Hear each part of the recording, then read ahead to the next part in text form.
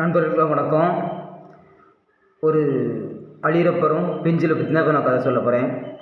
ஒரு பெஞ்சில் சொன்னிச்சான் அழியிறப்பரை பார்த்து, நான் நான் எழுத்துல சிலது கரெக்டாக இருக்கும், சிலது தப்பாக இருக்கும்.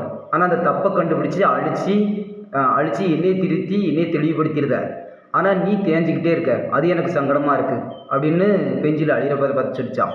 அதுக்கு அழியிறப்பரை சொல்லிச்சான், நீ எழுதுறதுக்கு பிழை இருக்கிறத கண்டுபிடிச்சி உன்னைய திருத்ததுக்கு தான் என்னையே கடவுள் படைச்சிருக்காரு. இதில் எனக்கு ஒரு பெரிய வருத்தமும் ஒன்றும் இல்லை, நீ ஒன்றும் வருத்தப்படாண்டாம் அப்படின்னு சொல்லிச்சான். அதனால் நீ எழுதுறதுக்கு நான் அழித்து தேஞ்சு போனால் தான் அடுத்தது நான் ஃபுல்லாக தேஞ்சிட்டேன்னா அடுத்து உனக்கு புது அழியிறப்பர் கிடைக்கும், அதில் எனக்கு பெருமை தான் அப்படின்ச்சான். இதிலேருந்து நம்ம தெரிஞ்சுக்கிட்டது என்னென்னா, சில மனிதர்கள், சில நல்ல மனிதர்கள் அந்த மாதிரி நல்லது மட்டுமே நினைப்பாங்க.